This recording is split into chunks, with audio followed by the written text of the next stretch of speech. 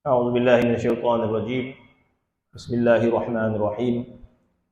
الحمد لله رب العالمين والصلاة والسلام على أشرف الأنبياء المرسلين سيدنا محمد وعلى آله وصحبه أجمعين. رب اشرح لي صدري ويسر لي أمري واحلل عقدة من لساني يفقهوا قولي. اللهم زدنا علما وفهما وألحقنا بالصالحين آمين يا رب العالمين. Sambungan kitab Hikam, muka surat 40 42 42 dua di pada bawah dua di bawah. Qala al-muallif rahimahullah wa nafa'ana bi'ulumi fid dharain amin. Dan katanya pula telah ijma' segala ulama bahawasanya halal yang mutlak itu yaitu diambil daripada Allah Ta'ala dengan menggugurkan segala wasitah, dan inilah maqam tawakkal. Sambungan daripada huraian kata-kata hikmat sebelum ini, yaitu kata-kata hikmat yang dinyatakan oleh pengarang kitab Al-Imam Ibnu Athaillah Sakandari, yaitu katanya ma basaqat aghsanu dhulli illa an badri tama'i.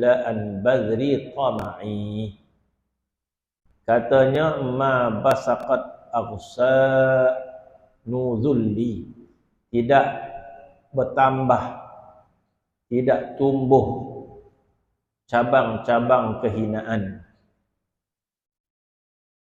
Yang kita sebut dahulu bahawa kehinaan yang sebenar adalah kehinaan pada pandangan Allah Subhanahu wa Ta'ala.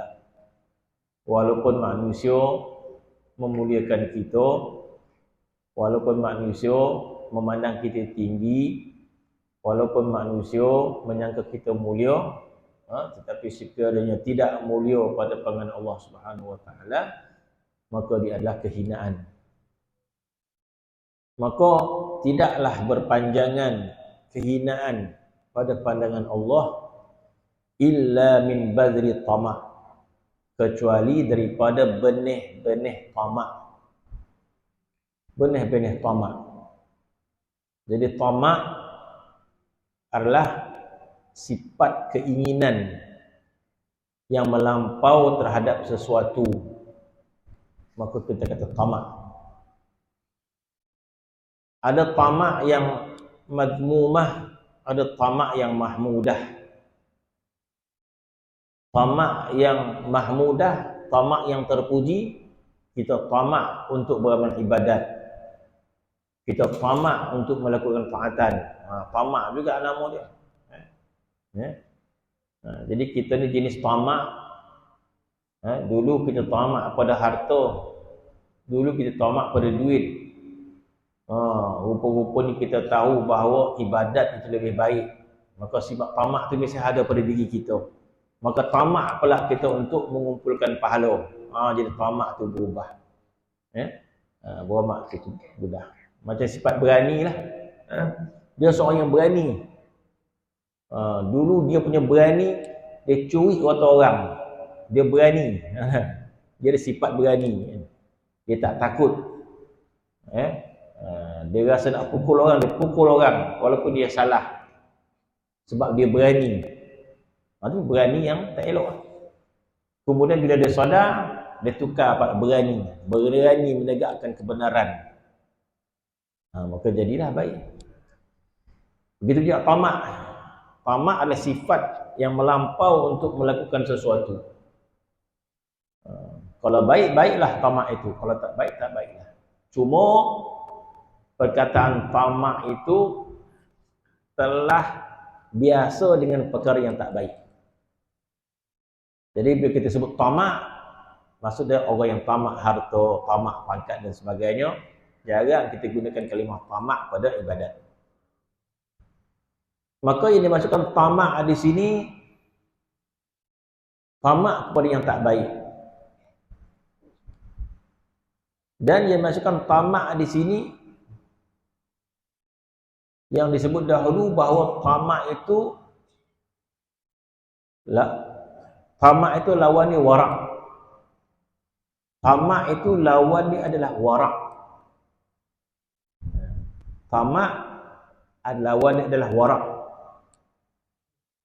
Yang mana tamak lawan kepada warak, maka warak yang memberi maksud yang kedua.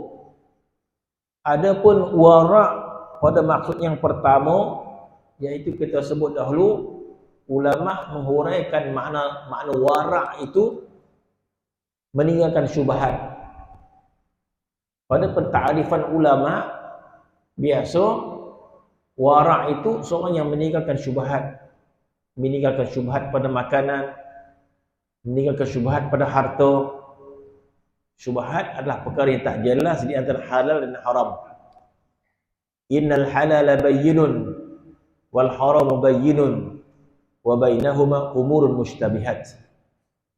Nabi mengatakan halal itu jelas, haram itu jelas. Di antara kedua-duanya ada syubhat. Syubhat ni tak pasti halal dan haram. Ada orang bersikap selagi tak jelas haram dia, makan je lah. Dah jelas baru tinggalkan. Ada orang ambil macam tu, ya. Ada orang syubhat pun dia tinggalkan. Tak pasti halal haram, maka nama dia syubhat. Maka orang yang meninggalkan syubhat, maka orang warak nama dia. Itu pada pentarifan itu. Adapun pentarifan warak yang kedua memberi maksud meninggalkan kecintaan selain daripada Allah. Warak yang kedua bermaksud meninggalkan keinginan selain daripada Allah. Mana? Itu gambaran seseorang yang terlampau rasa cinta kepada Allah, yang lain tu biasa-biasa saja. Itu maksud dia. Dia meninggalkan daripada Allah Subhanahu Wa Taala. Macam orang kalau makan, apa makanan dia? Contoh, dia makan. Dia kalau makan, apa kita kata, mesti lauk talu. Contoh lah. Mesti kalau makan, mesti talu goreng. Apa disebut? 3 macam lah. Sama ada lauk talu, lagi apa? Kambing, ikan tandak. Ikan tandak, ayam tandak. Tahu dia tu. Kalau ikan tandak, ayam tandak, tahu dah. Contoh dia 3 tu ya. Dia nak talu, daging, kambing. Contoh dia. Lain pada tu dia tak ramah. Maka kita kata orang ni warak kepada selain daripada talu ayam, kambing, daging. Dia hanya suka tu saja. Yang ni tak ramah. Tapi bukanlah dia tolak. Bukanlah dia tolak. Kadang-kadang orang ulu dia ambil juga. Dia ambil juga. Ustaz Nazri tak ambil langsung. Dia tolak langsung. Ni tak. Memang makan dia talu, daging kambing, daging lembu. Yang lain dia tak ramah. Tapi kalau orang ulu dia ambil jugalah. Tapi yang dia ramah 3 ni. Maka kita kata orang ni warak kepada yang lain daripada 3 makanan tadi. Atau satu makanan saja yang dia ramah. Daging ya kan. Lain pada tu dia tak usik langsung. Kalau makan itulah dia. Ataupun kita beri contoh mudah je. Kalau dia makan ikan bilis ya. Lain pada tu dia tak usik. Tak tahulah apa penyakit dia. Dia makan ikan bilis ya. Contoh dia kan. Baik macam mana lah, mesti ikan bilis ya. Lain pada tu dia makan jugalah, tapi tak berapa nak ramah pada. Jadi kita katakan istilah orang ini warak kepada yang lain daripada ikan bilis. Nek moyang dia ramah ikan bilis. Itulah satu-satu makanan dia.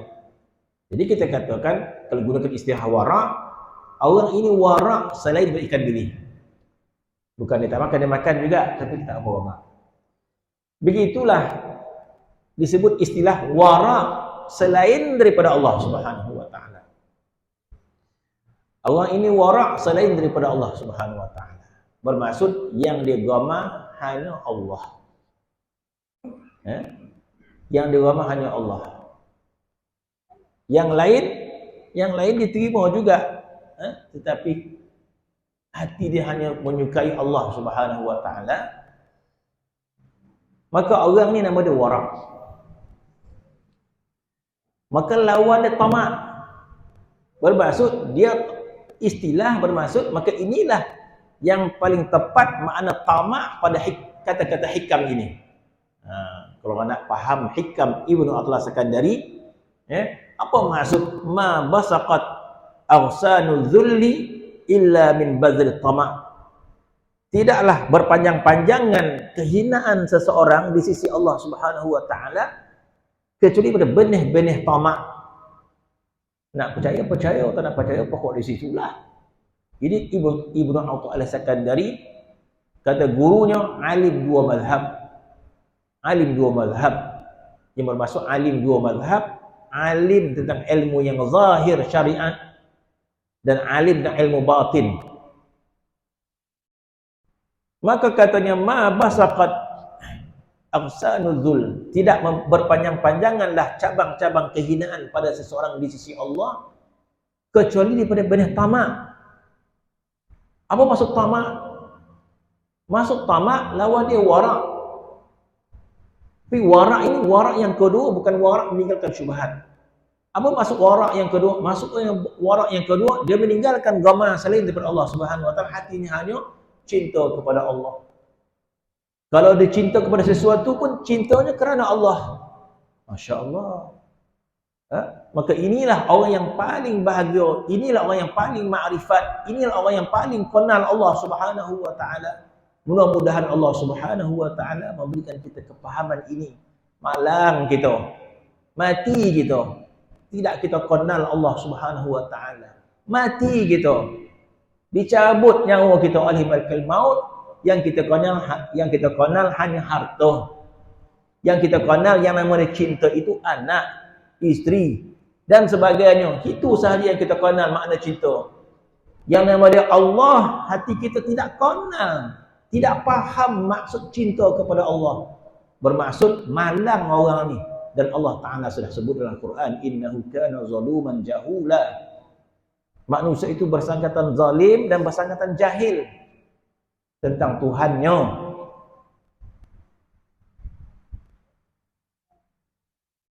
Jadi Allah Subhanahu wa taala kalau menginginkan memberikan kebaikan kepada seseorang, maka diberikan faham makna cinta kepada Allah Subhanahu wa taala. Dan orang yang diberikan rasa cinta, hakikat cinta kepada Allah Subhanahu wa taala, maka tidak ada lagi kecintaan yang lain daripada Allah. Sekiranya dia mencintai, cintanya kerana Allah. Sebab asal cintanya kepada Allah. Sekiranya dia ingin mencintai selain pada Allah, maka cintanya kerana Allah. Masya Allah. Sekiranya Allah Subhanahu wa taala merahmati seseorang, maka diberikan faham rasa cinta kepada Allah Subhanahu wa taala. Sekiranya dia ingin mencintai selain daripada Allah, maka cintanya kerana Allah. Masya Allah.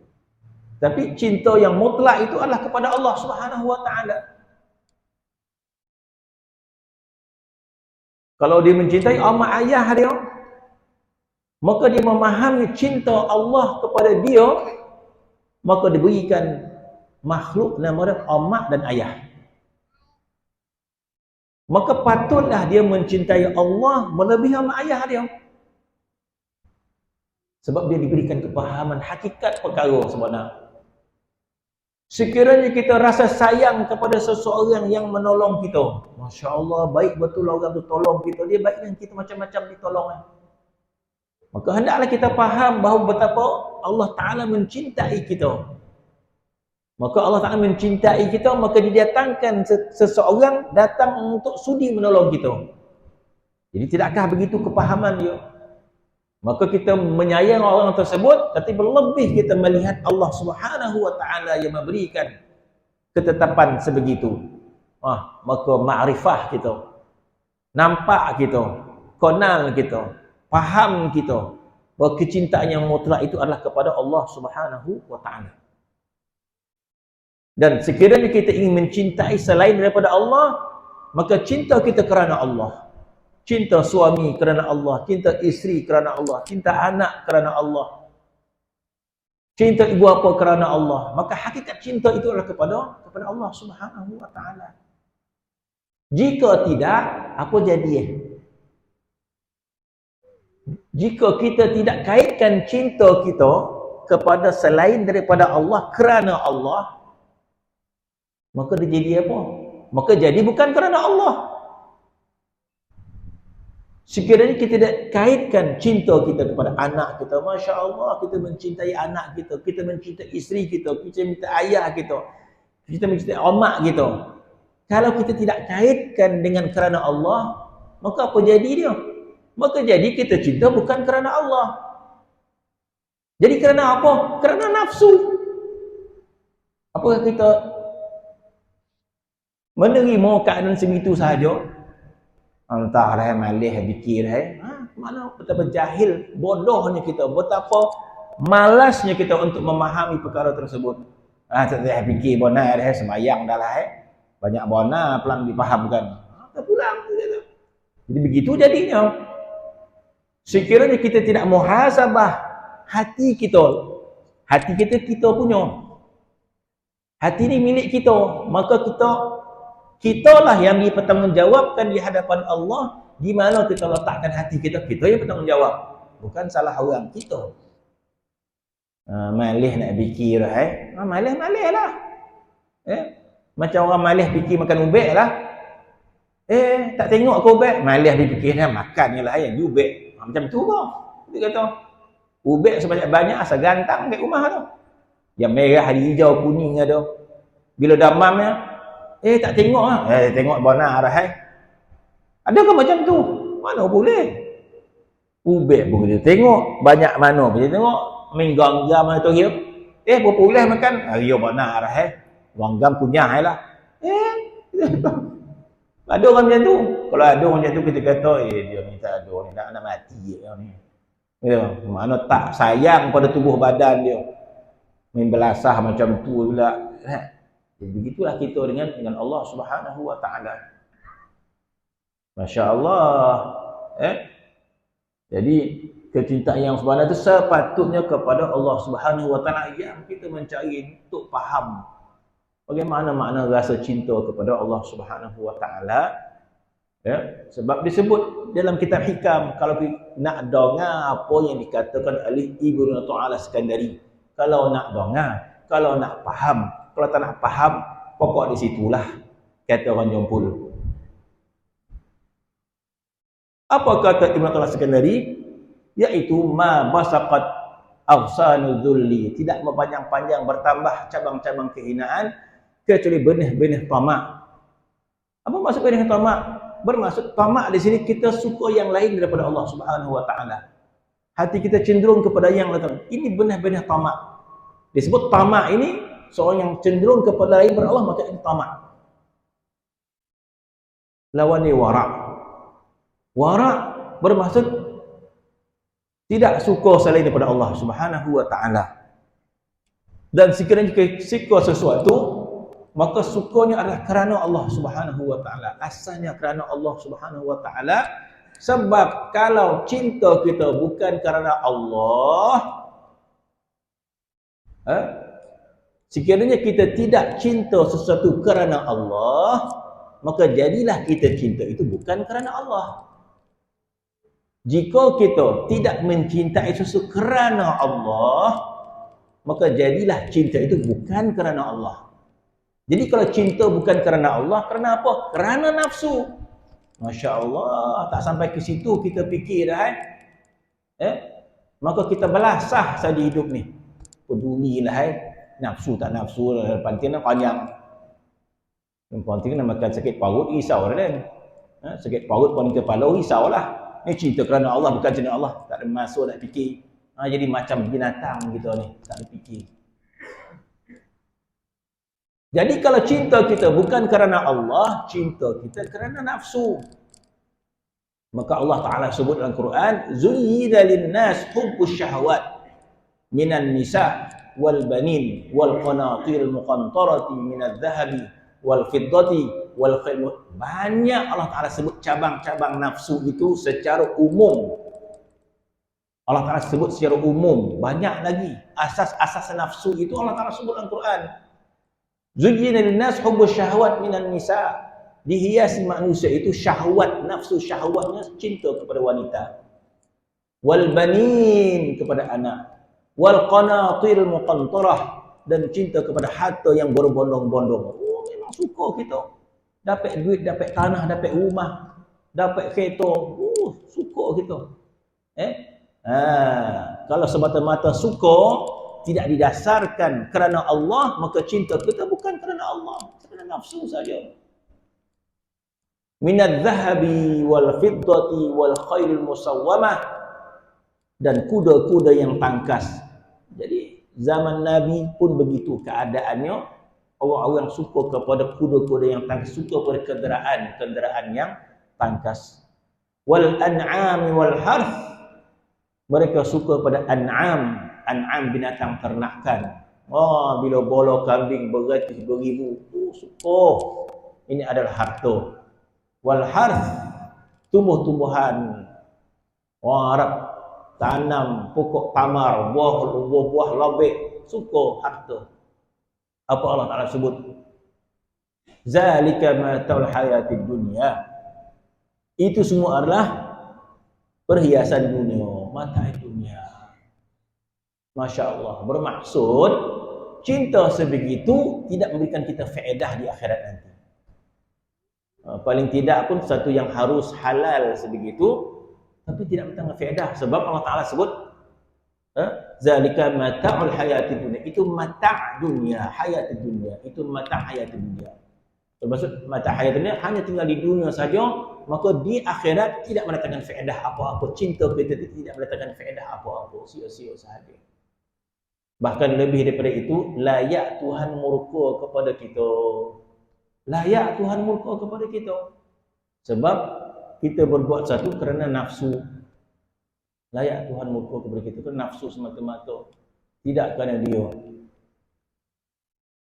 Maka itu disebut kata-kata hikam sebut ini. Dan katanya pula, katanya pula yang atas tu lah. Katanya kata sebelum itu ada Abu Muhammad Abdul Aziz Al-Mahdawi. Buat nama. Disebut nama, lepas tu katanya semua merujuk kepada kata nama yang telah disebut. Itu cara baca kitab. Disebut nama seseorang, atas tu, kemudian katanya pula. Itu merujuk kepada siapa? Kalau baca kitab Ad-Damir Ya'ud, Damir katanya kembali kepada itu. Maknanya kata untuk membaca kitab-kitab Jawi atau kitab-kitab Arab. Sebelum itu disebut apa? Nama seorang kata Abu Muhammad Abdul Aziz Al-Mahdawi radhiyallahu anhu. Dia menghuraikan tentang warak. Kemudian dan katanya pula, katanya Muhammad Abdul Aziz Al-Mahdawi.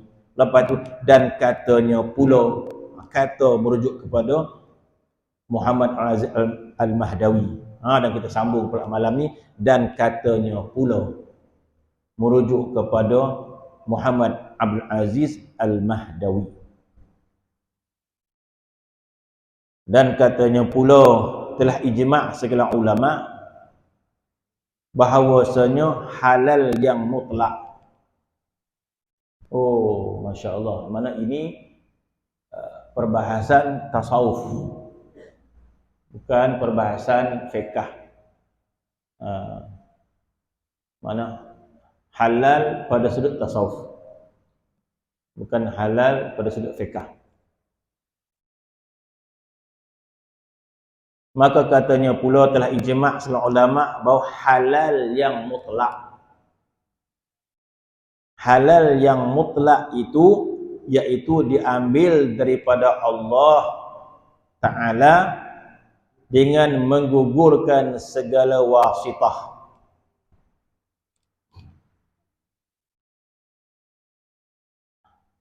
Apa maksud halal yang mutlak? Maksud halal yang mutlak bermaksud di sana ada halal yang tidak mutlak. Halal tapi tidak mutlak. Bila disebut bahawasanya halal yang mutlak, kalau disebut istilah halal yang mutlak bermaksud di sana ada halal yang tidak mutlak. Jadi apa maksud halal yang tidak mutlak? Bermaksud ada sedikit kesalahan, kekotoran dan sebagainya. Itu maksudnya. Macam kita sebut, ini makan ni halal, sehalal-halalnya ni. Yang ni tak halal kan? Yang ni tak berani nak nyebut. Yang ni halal, sehalal-halal. Yang ni halal lah kita kata. Tapi tak berani. Yang ni halal, sehalal-halal lah. Sebab apa? Semua ni pada pondok punya apa, sore belakang apa semua, limau pun sia, gulai semua sini halal sehalal-halal lah. Yang ni entahlah mana siapa letak dia, itu maksud. Mana halal yang mutlak, halal sehalal-halalnya. Mana ada halal yang tidak mutlak, ataupun kita kata tidak ada kesalahan. Halal yang mutlak bermaksud tidak ada kesalahan langsung. Halal mutlak tidak ada kesalahan langsung. Masya Allah kita kata. Bersih sungguh. Tidak ada kesalahan langsung. Macam kita dengan orang. Dengan seseorang lah. Kita tidak melakukan apa-apa kesalahan secara mutlak. Yang tu dia. Kita ada kawan lah kita kata. Kita ada kawan. Kita ada 5 orang kawan. Kita ada 5 orang kawan. Bukankah kita boleh menilai siapakah yang antara 5 tadi yang betul-betul baik? Kita boleh menilai. Yang seorang ni baik secara mutlak. Kita kata. Semua ni baik, 5 ni baik kita kata. Kita anggap kawan kita semua baik. Tapi yang seorang ni baik mutlak. Baik segala segi. Lain tak baik dia. Entah tak lepas nak ngabar, tak lepas nak ngabar tu adalah bodoh tu. Kan? Baik semua ni. Tapi yang ni Masya Allah baik secara mutlak kita kata. Tak ada komen langsung. Yang ni adalah terasa hati dia sikit. Ada terasa hatinya, banyak bola pula terasa hati. Ni terasa hatinya. Jadi maksud kata begitu dengan Allah semua. Kalau kita dengan manusia sebegitu, orang ni ada masalah, ada masalah, kita kata ada semua baik, tetapi kita kata ada tapi pula. Adalah yang ni sah baik mana baik secara mutlak, yang ni baik juga tapi adalah tapi itu. Mana tak secara mutlak. Begitu juga di antara kita dengan Allah Subhanahu wa taala. Kita ada masalah dengan Allah Subhanahu wa taala. Kita ada masalah dengan Allah Subhanahu wa taala. Tingkah laku kita, kesalahan kita dengan Allah Subhanahu wa taala. Tindak tanduk kita tak tepat pada pandangan Allah Subhanahu wa taala. Walaupun kita dah buat sebaiknya, ada lagi kesalahan. Kalau kita tengok pada sudut adab yang lebih halus, adab yang lebih tinggi, ada kesalahan kita dengan Allah Subhanahu wa taala. Maka yang satu ini halal mutlak. Bermaksud tak ada salah langsung dengan Allah Subhanahu wa taala. Macam mana tu? Orang yang dikatakan halal mutlak ini bermaksud perbuatan dia halal di sisi Allah Subhanahu wa taala. Macam mana keadaan kita halal mutlak ini? Makna tak ada kesalahan langsung dengan Allah Subhanahu wa taala. Masya Allah kita kata orang tu salat tak tinggal, puasa tak tinggal, Isnin Khamis puasa, Syawal, baca Quran, berzikir, sebagainya. Masya Allah kita kata duit dia duit yang halal, semua halal. Kita kata sempurna dah? Tak, belum sempurna. Ya. Ada yang lebih sempurna lagi, nama dia halal mutlak. Itu maksudnya. Halal mutlak ni bermaksud Allah Ta'ala redha, sereda-redanya kepadanya. Bagaimana nak? Mana selain daripada kita menunaikan kefarduan salat kita jaga, kefarduan puasa kita jaga, hubungan dengan manusia kita jaga, hubungan kewajipan dengan Allah Subhanahu wa taala kita jaga, tapi ada di sini kekotoran hubungan dengan Allah Subhanahu wa taala, maka halalnya tidak mutlak. Tapi kalau tinggal sembahyang itu memang dah berdosa lah. Banyak bono kita buat menyakiti hati orang, itu memang confirm. Ini tak ada. Tak ada kita menyakiti hati orang, tak ada kita nayang orang, sembahyang kita jaga, puasa kita jaga, tapi ada lagi kekotoran hubungan dengan Allah Subhanahu wa taala, maka halal yang mutlak itu bermaksud tak ada kesalahan dengan Allah Subhanahu wa taala, iaitu diambil daripada Allah Subhanahu wa taala secara langsung. Kita beritahu apa maksudnya. Apa maksud diambil daripada Allah secara langsung dan menggugurkan segala wasitah. Mana menggugurkan segala perantaraan. Bermaksud dia melihat terus kepada Allah Subhanahu wa taala. Dia melihat terus kepada Allah Subhanahu wa taala. Bermaksud segala kebaikan yang dia dapat daripada manusia yang dilihat itu terus pada Allah Subhanahu wa taala tanpa wasitah. Masya-Allah. Inilah orang halal mutlak. Bermaksud tak ada kesalahan langsung dengan Allah Subhanahu wa taala. Sebab dia tidak melihat perantaraan kepada dia. Semuanya datang daripada Allah Subhanahu wa taala. Orang bagi dia duit, maka Allah Subhanahu wa taala yang bagi dia duit. Orang menginaya dia, maka turut kepada Allah Subhanahu Allah taala yang takdirkan orang tu naya dia. Maka yang dihadapi adalah Allah Subhanahu wa taala, bukan orang tu. Maka orang tu dia maafkan. Orang itu sekadar menjalankan takdir Allah kepada kita untuk membuat kejahatan pada kita. Masya-Allah, ada orang baca macam ni. Mana ada orang baca macam ni? Tak ada pantaran. Jadi orang tu dah curi duit kita dah. Maka kita hanya melihat takdir Allah kepada kita melalui orang itu. Maka yang kita hadap adalah Allah. Bermaksud, ya Allah, aku sabar dengan takdirmu ya Allah melalui orang itu sebab dia menzalimi aku ya Allah. Maka direct kepada Allah Subhanahu wa taala. Adapun orang itu hanya menjalankan takdir Allah Subhanahu wa taala, di antara dia dengan Allah Subhanahu wa taala kita ada masalah dengan dia. Tak ada kita doa kepada Allah hancurkanlah dia. Bongi orang ada. Mari kita terkesan dengan makhluk, terkesan makhluk. Orang yang menyakiti kita, kita kesan. Itu makna kita yang jahil tentang Allah Subhanahu wa taala. Ya, kita yang tak tahu bahawa Allah Subhanahu wa taala yang menguji kita pada hakikat dia. Orang itu hanya menjalankan takdir Allah Subhanahu wa taala. Itu maksud hakikat. Inilah orang hakikat. Inilah orang hakikat nama dia. Tapi kalau kita ambil kira orang tu zalim, itu maksudnya syariat. Yo silakan. Orang tu naya kita nak tuntut balik sampai akhirat besok. Maksud syariat. Memang syariat orang tu salah.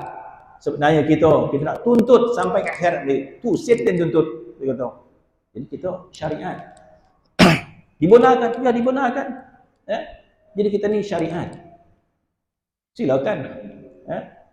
Tapi mana hakikat, maka orang yang faham hakikat, maka segala-galanya datang daripada Allah Subhanahu wa taala. Maka di antara adab hakikat terhadap kebaikan dan kejahatan. Apa adab dia? Ya, masya-Allah. Kita diberikan kepahaman oleh Allah Subhanahu wa taala makna hakikat. Apa maksud makna hakikat? Yang kita lihat itu segala-gala datang daripada Allah Subhanahu wa taala. Bukankah Al-Quran dah sebut macam itu? Yang baik, yang buruk semua datang daripada Allah Subhanahu wa taala. Ayat itu berbunyi, yang baik datang daripada Allah, yang jahat datang daripada diri kamu. Tetapi dua-dua ni sebenarnya datang daripada Allah Subhanahu wa taala. Jadi ayat Quran tu yang pertama menceritakan syariat, akhirnya Tuhan ceritakan hakikat. Akhirnya Tuhan dua-dua datang daripada Allah. Yang pertama Tuhan kata, apa yang baik datang daripada Allah, apa yang tak baik datang daripada kamu sendiri. Tetapi dua-dua itu sebenarnya datang daripada Allah Subhanahu wa taala. Jadi orang yang hakikat, maka kebaikan datang daripada Allah, kejahatan juga datang daripada Allah Subhanahu wa taala. Maka adab dia bila kebaikan itu datang daripada manusia, maka kita melihatnya datang daripada Allah Subhanahu wa taala, dan kepada manusia yang memberikan kebaikan juga tidak kita lupa untuk berterima kasih kepada dia. Itu maksud adab kepada hakikat. Yo, kita nampak secara jelas nikmat itu datang daripada Allah, kesembuhan datang daripada Allah Subhanahu wa taala. Kita pergi klinik, kita makan ubat, macam-macam ubat, maka diberikan kesembuhan. Maka kita kesembuhan datang daripada Allah taala. Kita yakin, saya yakinnya kesembuhan datang daripada Allah Subhanahu wa taala, maka kita faham hakikat. Dan Nabi pun menyebut Allah taala turunkan penyakit, Allah taala turunkan kesembuhan. Maka berubatlah kamu. Nabi kata, "Innallah anzala da' wa dawa." Allah taala turunkan penyakit, Allah taala turunkan penyembuhnya, maka carilah kesembuhan, kata Nabi sallallahu alaihi wasallam. Kita melihat hakikat kesembuhan datang daripada Allah Subhanahu wa taala, tapi kena beradab dengan hakikat. Jangan kita tak pandang asbab. Jangan tak pandang langsung asbab. Itu salah. Jadi orang sudah nolong kita macam-macam dah, kita makasih pun tidak ada. Baik tak reti je. Tak terima kasih. Bukan kau yang nolong, Allah Ta'ala yang tolong. Wah, sambung dan tak beri kau minggu depan dah. Orang pergi datang tolonglah. Mana kata tak puas hakikat dia. Kita tolong, dah tolong kita kata, tak terima kasih pun. Bukan kau yang nolong, Allah Ta'ala yang nolong. Tak apa, minggu depan dia tak beri kau lagi tu. Apa tadi hadiah datang. Jadi maksud hati kita melihat Allah Subhanahu wa taala, maka orang yang tolong pun kita kena terima kasih. Sebab tu datang hadis Nabi sallam, la yashkurullah man la yashkurin nas. Tidak orang itu berterima kasih sebenar-benar kepada Allah sekiranya tidak berterima kasih kepada manusia. Jadi dua-dua. Begitu juga kejahatan. Bila datang kejahatan datang daripada makhluk. Allah Ta'ala bila nak memberikan satu benda yang tak baik kepada kita, dia tak baik tahu datang macam tu saja. Ada asbab dia. Allah Ta'ala nak datangkan kita penyakit, dia tak datang macam tu saja. Mesti ada asbab dia. Asbab dia, sebab orang tu COVID tak duduk kat rumah. Datang lagi sini, langsung semua kono. Jadi kita nak marah siapa? Memang orang tu marah. Kau dagil. Orang kalau COVID positif, dia habis orang tu kena marah. Tapi tak boleh marah pun. Sebab hakikat dia datang daripada Allah Subhanahu wa taala. Macam mana Allah Taala takdirkan orang tu keluar, nak je keluar, dia datang. Mana? Qada dan qadar. Kita kena pegang, sepegang-pegangnya. Orang Islam kena pegang qada dan qadar sekuat-kuatnya. Bermaksud bukan kita tak boleh menyalahkan asbab, boleh. Tapi jangan salah kita ada had. Sebab di sebalik kesalahan makhluk, di belakangnya adalah Allah Subhanahu wa taala. Tak boleh kita salah. Kau tu kau lah yang sebab ni. Dah habis dah demam semua orang pondok dah tahu COVID, balik juga orang banyak balik. Balik je dia. Dah lama duduk rumah. Kalau COVID nak balik ada pondok. Dah lama muak ada rumah. Datang ada. Dia COVID untuk contoh tak ada sini tu. Terasa pula sesel pula khabar. Datang tengok apa pula kono COVID sini. Kau ada seorang tu datang, orang khabar jangan datang. Duduklah untuk rumah tu 3 bulan. Nak datang dia. Dah kono COVID, semua dia kena salah. Jadi mana? Kita lupa pada qada dan qadar Allah Subhanahu wa taala. Kita melihat qada dan qadar Allah Taala kepada orang tu, kita kata, bagaimana adab dia dengan orang yang hakikat, adab dengan orang yang buat salah, memaafkan. Masya Allah, tak mampu gitu dah. Memaafkan, itu adab hakikat. Memaafkan orang yang buat naya pada kita. Sebab apa? Orang yang faham hakikat memaafkan orang, sebab dia melihat perkara itu datang daripada Allah lebih kuat daripada datang orang kepada orang tu. Itu maksud orang yang faham hakikat.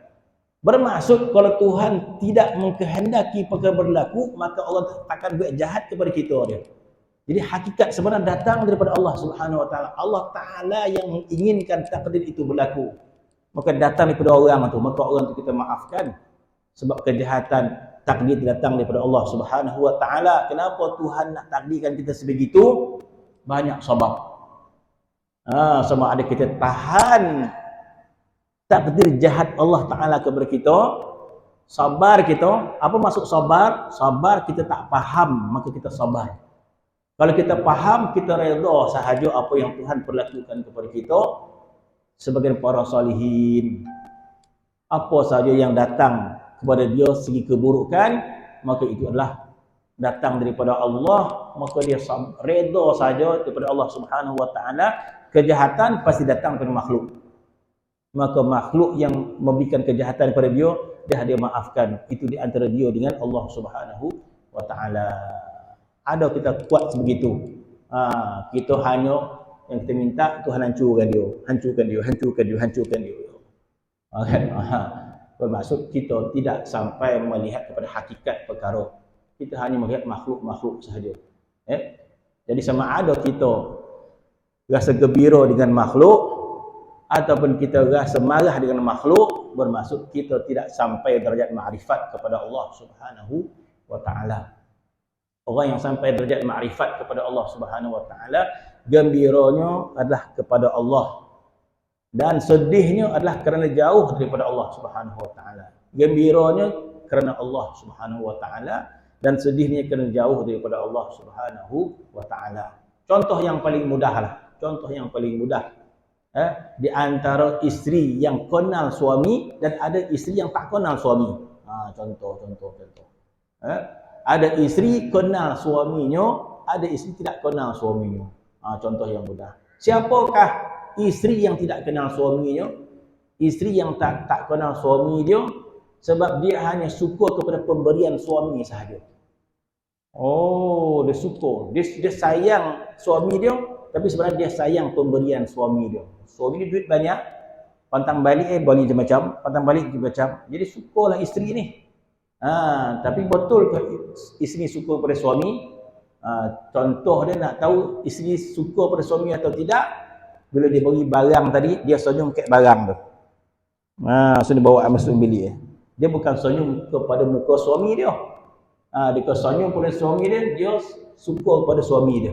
Tapi bila dia dapat barang, dia senyum kat barang tadi. Kan? Maka dia tidak kenal pada suami dia.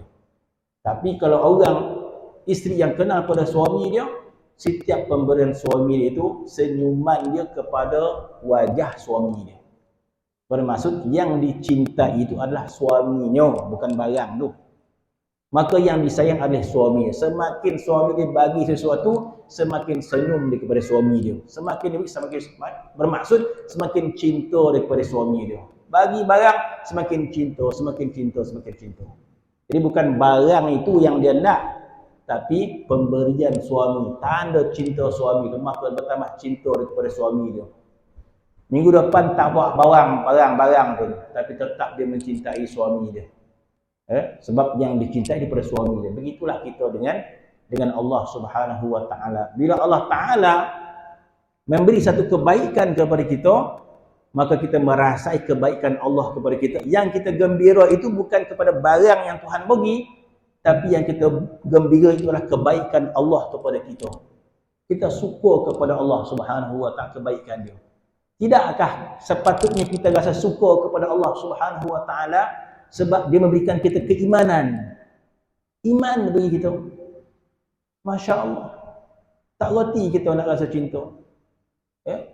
Seorang suami dah belikan rumah tadi dah beli jam, dah beli handphone, dah beli ada lesen motor dia dah dibeli ke, ada lesen kereta dah dibeli ke, apa lagi nak? Tak ke sepatutnya isteri ni mencintai suami dia.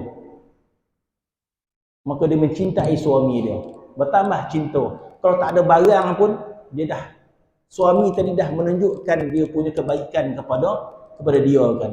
Layaklah dia mencintai suami dia kan. Bertambah cinta lah, semakin senyum, semakin bahagia dia. Nampak wajah suami dia, bahagia dia. Sebab suami dia bagi macam-macam kat dia. Satu-satu, semua dia bagi dia. Jadi bila tengok wajah suami dia, bahagia. Kalau isteri yang tak mengenali suami dia bahagia masa dapat bondo dia saja. Bila tak ada, dia tak rasa bahagia dengan suami dia. Begitulah Allah Subhanahu wa taala yang telah pun beri kita bermacam-macam perkara, tetapi kita tidak dapat memberikan rasa cinta kepada Allah Subhanahu wa taala, bermaksud kita tidak mengenali Allah Subhanahu wa taala. Hijab pada hati kita. Jadi mudah-mudahan Allah Subhanahu wa taala tak belum habis saya baca ni bahawasanya halal yang mutlak itu iaitu diambil daripada Allah Subhanahu wa taala dengan mengugurkan segala wasitah, dan inilah maqam tawakkal. Bermaksud dia bergantung pada Allah Subhanahu wa taala. Maqam tawakal bermaksud bergantung pada Allah Subhanahu wa taala itu lebih kuat daripada bergantung kepada makhluk. Masya-Allah, kita kata. Ini satu ilmu yang wajib kita belajar. Ini satu ilmu yang wajib kita faham sebelum kita mati. Dah mati, so tak ada peluang dah kita nak belajar makna tawakal. Tawakal bermaksud kebergantungan yang kuat pada Allah Subhanahu wa taala. Rugi kita. Kalau hati kita ini kita biarkan bergantung pada duit, rugi kita. Kalau kita biarkan hati kita bergantung kepada manusia, rugi kita. Hidup ni rugi. Hidup ni sekali, bukan dua kali dah. Bila kita meninggal dunia, di manakah nilai kebergantungan kita kepada Allah? Masya Allah. Kita biarkan hati kita bergantung pada makhluk, bersandar pada makhluk, bersandar kepada harta yang kita sedar tak sedar, maka mati kita. Masya Allah, kita ada amal semua, tetapi sandaran kita kepada Allah tak kuat. Mana kebergantungan yang kuat tu pada Allah Subhanahu wa taala. Jadi mudah-mudahan kita diberikan kepahaman makna kebergantungan kepada Allah sebagaimana Allah telah berikan kepahaman kebergantungan kepada Allah kepada Nabi Ibrahim alaihissalam. Nabi Ibrahimlah penghulu segala orang yang bergantung hatinya kepada Allah Subhanahu wa taala. Terkadang hilang kepahaman bergantung kita kepada Allah disebabkan kita banyak harta, disebabkan kita banyak pangkat, besar pangkat kita, kuat tubuh badan kita, banyak penyokong kita, maka diharamkan kita memahami makna bersandar pada Allah Subhanahu wa taala, maka jadilah semua itu bala kepada kita sebenarnya. Manusia yang menyokong kita bala kepada kita. Harta yang banyak menjadi bala kepada kita sebab membutuhkan hati kita untuk memahami bergantung kita kepada Allah Subhanahu wa taala. Jadi mudah-mudahan Allah taala beri kita kesihatan, Allah taala beri kita harta, Allah taala beri kita pangkat dan sebagainya, tidak menghalang kita untuk faham bergantung pada Allah Subhanahu wa taala. Orang yang tidak bergantung kepada Allah, maka orang yang Taghut ni tahu siapa? Taghut ni Fir'aun. Fir'aun tu Allah Ta'ala gola dia taghut. Izhab ila Fir'aun fa innahu tagha. Wahai Musa, pergi kepada Fir'aun, dia tu tagha. Dia melampau-lampau jahat dia. Begitu juga Allah Subhanahu wa taala, bila kita tidak bergantung kepada Allah, kita ini tagha. Innal insana la yatagha ar-ra'ahu istaghna. Manusia itu jadi tagha, melampau-lampau pada pandangan Allah. Pada pandangan Allah kita ni sudah melampau-lampau. Kita ya perasan kita dah baik benar-benar dah. Allah Taala mengatakan apa? Tagha. Innal insana la yatagha. Manusia itu melampau. Ar-ra'ahu istaghna. Bila dia rasa dia kaya. Ar-ra'ahu istaghna, perasan. Ra'a ni maksudnya perasan. Innal insana la yatagha, manusia itu tagha, melampau-lampau. Ar-ra'ahu istaghna, dia nampak dia kaya. Kaya bermaksud kita ada harta, kita ada pangkat, kita ada anak, kita tidak bergantung pada Allah Subhanahu wa taala. Tidak kuat sandaran kita kepada Allah Subhanahu wa taala sebab badan kita sehat. Tidak kuat bergantung kita kepada Allah sebab kita ada anak-anak kita ramai. Tak takut dan lo. Maksud kita jadi tagha pada pandangan Allah Subhanahu wa taala.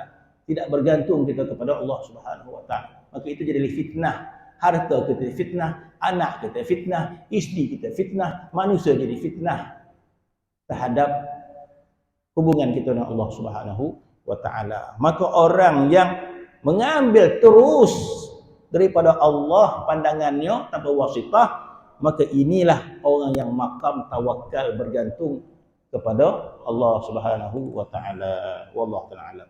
Bismillahirrahmanirrahim. Wassalatu wassalamu ala asyrofil mursalin wa ala alihi wasallam. Alhamdulillahirabbil alamin.